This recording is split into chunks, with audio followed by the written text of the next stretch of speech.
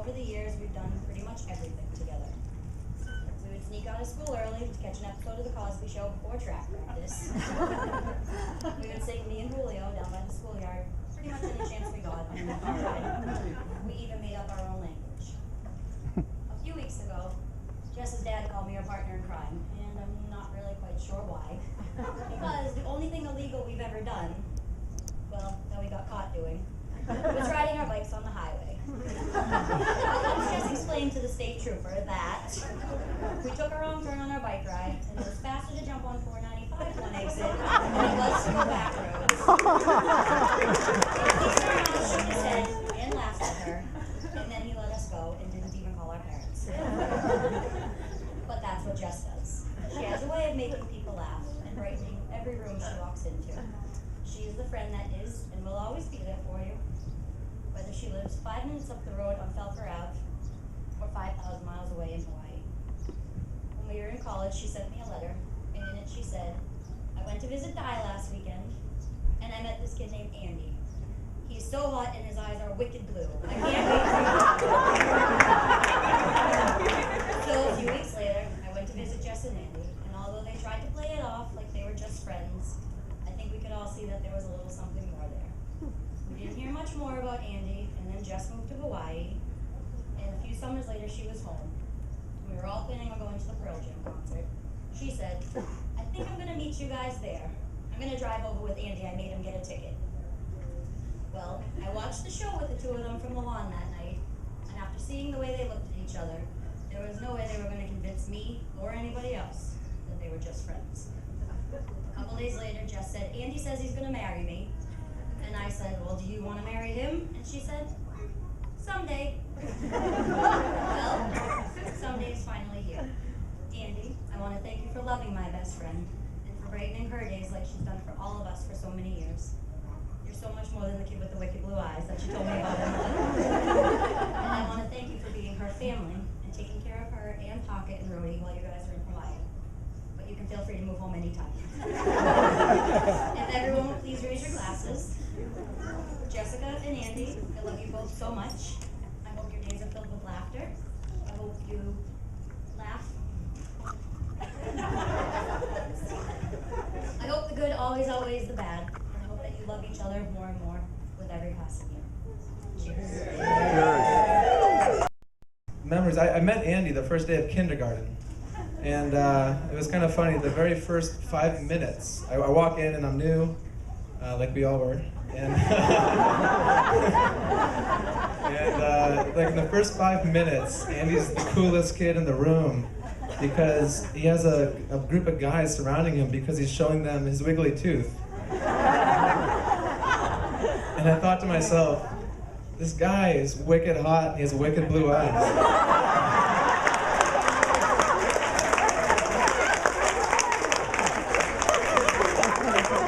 Seriously. No, it was funny. So I thought it was cool. And that night I went home and I was like desperately trying to get one of my teeth to wiggle so I could go back and show Andy, and I get my my Legos out and I'm prying and twisting and I get one of my teeth to budge like a millimeter. Go in the next day and I'm showing Andy, like I got a wiggly tooth as well. And that's when we hit it off, and we've been best friends for 25 years.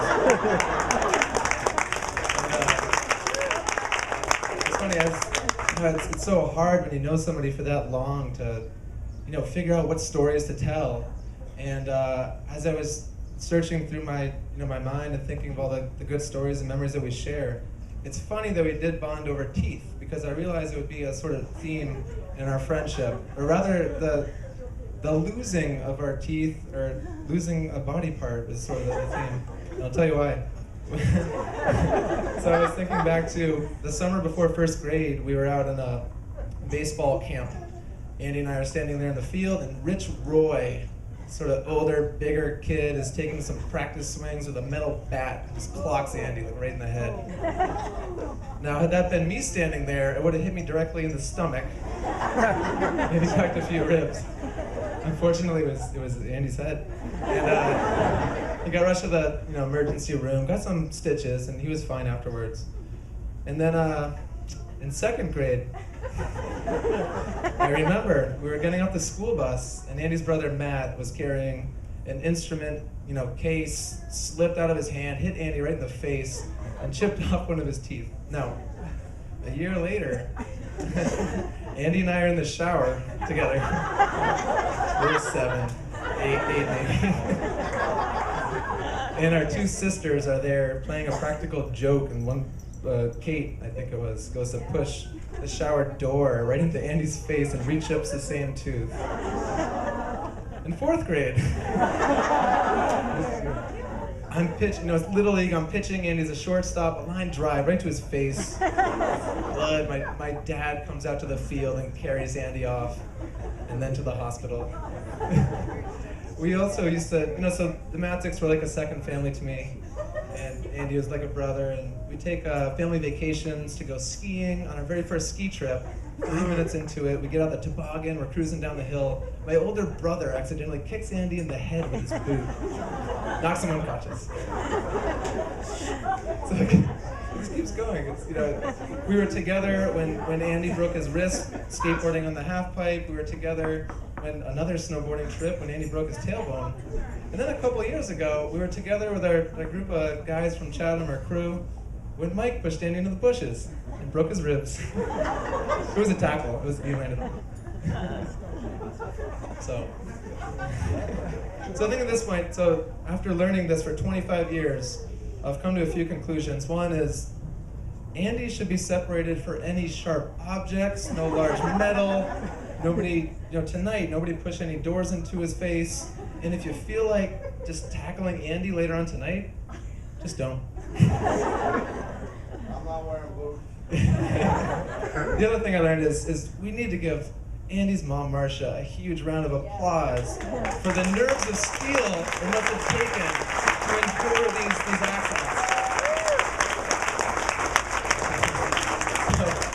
So I've been together, with Andy on these accidents, and I've tried my best to take care of him. Some might argue I didn't do a great job.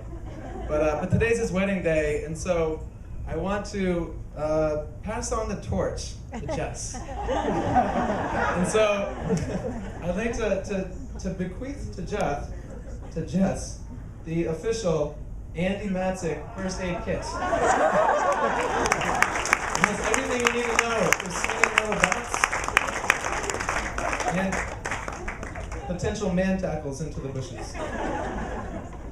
But seriously, so Andy's clearly still here. I'm surprised he has any teeth. But he's obviously a resilient guy, and Andy's resiliency runs deep. Someone told me recently that tough times don't last, but tough people do. And I know the Matzik family has had some tough times. Our circle of friends in Chatham have had some tough times. And Andy's the kind of guy that can bounce back, can pick himself up and others around him. And I know that it's been a true inspiration to me, and I think to a lot of folks in this room. And since I can remember, I've always, looked up to Andy, as challenging as that has been, since I've been like 2 feet taller since we were 6. But Andy's one of the most loyal and honest people that I know. And the Breslin family and all of us here are incredibly fortunate to have Andy as part of our circle of friends and our family. And I love you.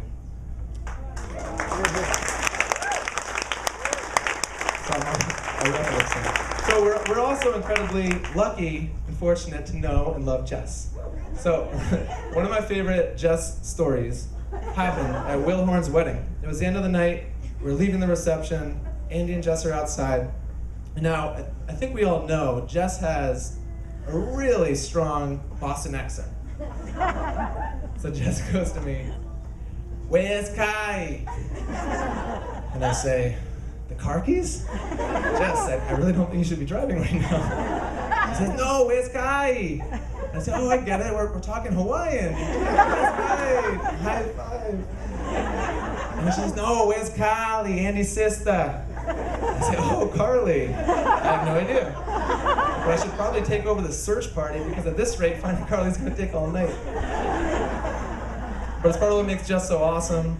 know, she's not afraid to be herself, sound a little different, but coming from a place that's sincere, and she has pride in who she is and where she comes from, and she does it with a sort of freestyle Eminem twist, and with her steps to respect, an incredibly positive attitude.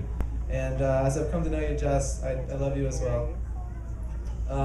So, Jess and Andy, as a couple, you're the last people to leave when someone needs help. You're the first people to offer the shirts off your back when somebody needs it. And sometimes Andy will just take his shirt off his back anyways. Go swimming. Go swimming, yes. But I love you guys. So, with that said, I'd like to offer a toast. If you could please raise your glass. So to Jess and Andy, here's to a loving, joyful, void of any broken bones and teeth, wonderful marriage. And then I'm going to ask everybody to give your best sort of like Boston cheers, like when I say go. All right, so I love you guys. Here's to Jess and Andy. Cheers!